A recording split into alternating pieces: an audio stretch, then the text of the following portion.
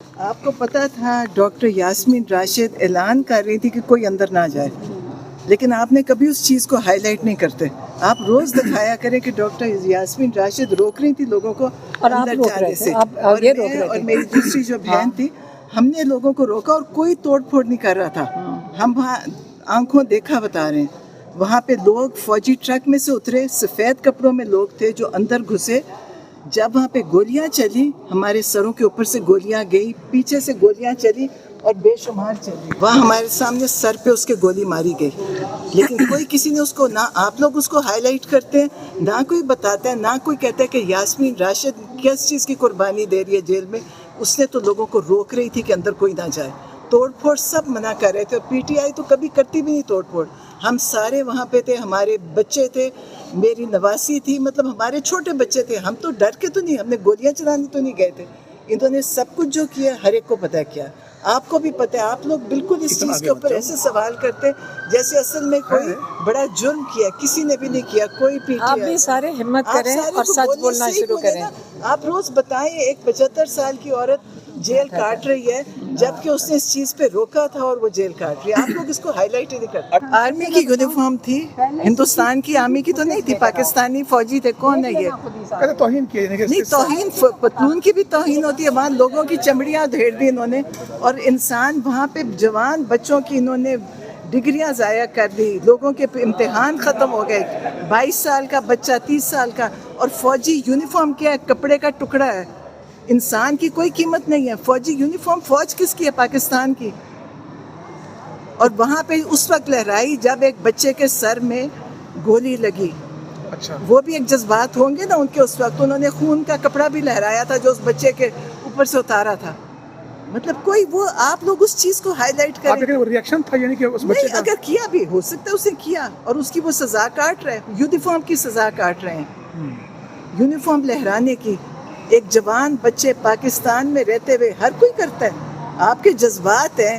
ہاں، مجھے تب تکلیف ہوتی وہ کسی کو مارتا، وہ کسی کو گولی مارتا، کسی کو گلا کاٹتا، مجھے تکلیف ہوتی. آج وہ سزا کاٹ رہے. اگر یونیفارم اتنی عزت والی ہے اور انسان کی یہاں کوئی قیمت نہیں ہے. ایک بچہ جس نے مور اٹھایا تھا اسے سال بھر قید کاٹی. 18 سال کا بچہ. آخری ٹائم آپ کی کب ملاقات ہوئی؟ جمعرات کو. ٹھیک ہے.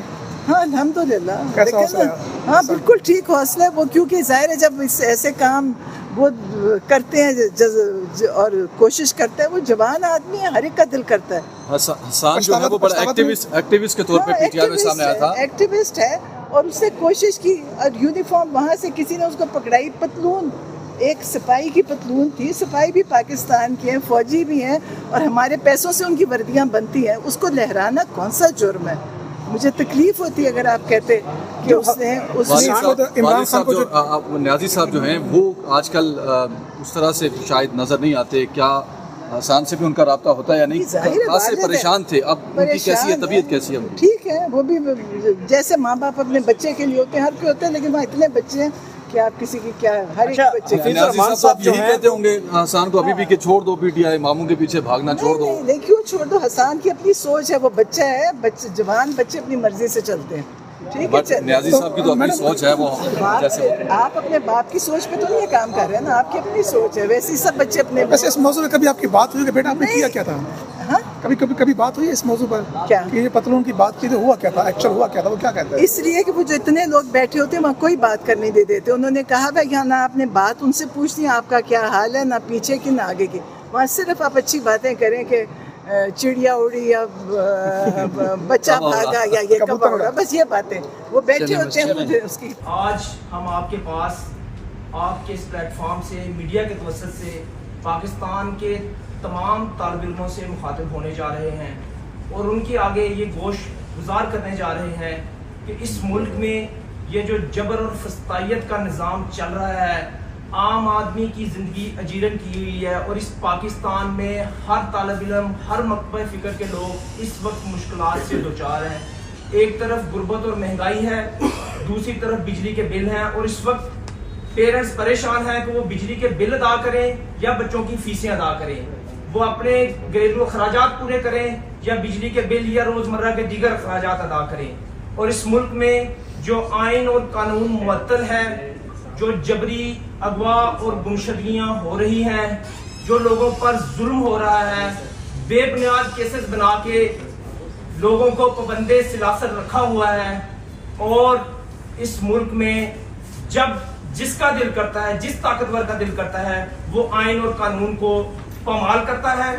जब इनका दिल करता है पार्लियामेंट में अपने लिए कानून साजियां करते हैं, अपने इक़्तिदार को तवालत देने के लिए कानून साजी करते हैं। क्या कभी किसी ने सुना है कि एक आम आदमी के लिए भी कानून साजी हो, बच्चों की फीसें कम करने के लिए कानून साजी हो रही हो, इस मुल्क में इंसाफ का निजाम लाने के लिए कानून साजी हो रही हो? ये सिर्फ और सिर्फ अपनी जात को, अपने इक़्तिदार को तवालत देने के लिए कानून साजी करने जा रहे हैं, और हम इनका रास्ता रोकेंगे। आज हम आपके प्लेटफॉर्म से, मीडिया के तवज्जुह से मुल्क भर के तालिब इल्मों को ये बताना चाहते हैं कि हम तालिब इल्म जो इनकी राह में रुकावट बनेंगे, हम इनका रास्ता रोकेंगे, और हम इंशाअल्लाह ताला पूरे पाकिस्तान में तुलबा तहरीक का आगाज करने जा रहे हैं। हम हर मुख्तलिफ फिक्र के तालिब इल्मों के पास जाएंगे, चाहे उनका किसी सियासी जमात से ताल्लुक हो, या चाहे वो एक आम कॉलेज यूनिवर्सिटी के स्टूडेंट हूँ, सरकारी यूनिवर्सिटी में पढ़ रहे हूँ या प्राइवेट यूनिवर्सिटी में पढ़ रहे हूँ। हम ये नहीं चाहते, इस वक्त 70% तालिब इल्म चाहता है कि वो पाकिस्तान से बाहर चला जाए। आप किसी से सवाल करके पूछें, हर तालिब इल्म की ओपिनियन होगा कि वो पाकिस्तान से बाहर जाना चाहता है। ना यहाँ पर रोजगार के मौके हैं, ना कारोबार के मौके हैं, और ना ही यहाँ पर अदल का निजाम है। हम इस फस्तायत के खिलाफ निकलने जा रहे हैं। हम अपना आइंदा का लाहे अमल आपके सामने रखेंगे, मुल्क के कोने कोने में जाएंगे, और फॉर्म 47 की इस मुसल्लत करदा हुकूमत को घर बेच के दम लेंगे। हमारे चंद मुतालबात हैं, हमारे मुतालबात हैं कि इस वक्त इस मुल्क में आइन और कानून जो मतल किया हुआ है, आइन और कानून की बालादस्ती हो। कोई माशरा, कोई मुल्क तरक्की नहीं कर सकता जिसमें आइन और कानून की हुक्मरानी ना हो। जिस मुआशरे में अदल ही ना हो, वो माशरा कैसे तरक्की की राहों पे जा सकता है? हम पाकिस्तानी, हम आम लोग, हम आम पाकिस्तानी, हम आम तालिब इल्म ये चाहते हैं, ये हमारा मुल्क, हमने यहाँ पर रहना है। इनकी जायदादें बाहर हैं, इनके कारोबार बाहर हैं, इनकी औलादें बाहर हैं, इनकी औलादें बाहर तालीम हासिल करती हैं। एक आम आदमी, एक आम तालिब इल्म जो यहाँ पर पसमानदगी का शिकार है, उसे अपने हक के लिए आवाज बुलंद करना होगी। और अब वो वक्त आन पहुंचा है कि जब हम इनका रास्ता रोकें, इनकी राह में रुकावट बने और इनको घर भेजें, इस मुल्क में अदल का, इंसाफ का निजाम कायम हो, ताकि ये मुआशरा, ये मुल्क तरक्की की राहों पर चल सके। हमारे मुतालबात हैं, नंबर 1, आइन कानून की बालादस्ती और इंसाफ का निजाम कायम हो। तमाम सियासी असीरान और कायद तहरीक इंसाफ जनाब इमरान खान साहब की फिलफोर रिहाई, तुलबा यूनियन की बहाली और मौजूदा फीसों में 30% फिलफोर कमी की जाए।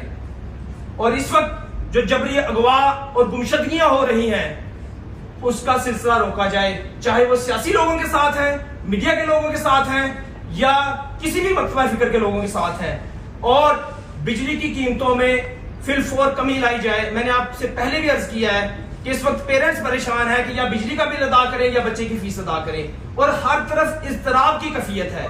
ऐसे कोई मुल्क, कोई मुआशरा तरक्की नहीं कर सकता। अगर इस पाकिस्तान ने आगे बढ़ना है, और इंशाल्लाह बढ़ेगा, तो इस पाकिस्तान में आइन कानून की हुक्मरानी होगी, तो आगे बढ़ेगा, अदल का निजाम कायम होगा, तो आगे बढ़ेगा। आम आदमी को रियासत का फर्ज होता है कि आम आदमी की सेहत, तालीम और उसकी हिफाजत को यकीनी बनाए। लेकिन जब रियासत अपने लोगों पर जुल्म और जबर पर उतर आती है, तो फिर रियासत से अच्छी आवाजें नहीं उठती।